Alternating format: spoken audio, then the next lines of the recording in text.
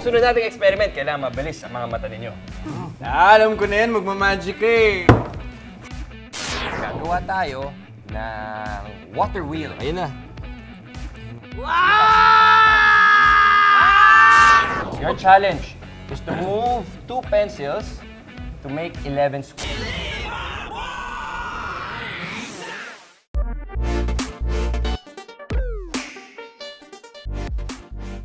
Denise! Para sa ba ito mga tumbler? Mag-iigib ba tayo? Ano ka ba, Kuya James? Nakalimutan mo na ba? Magpapalaro tayo, di ba? Ay! Oo nga! Hi guys, parang maganda dyan ah. Pero parang naapektuhan yung concentration ni James dahil sa summer heat. So make sure to stay hydrated. Eto na ang pasa! Agua! Carrera!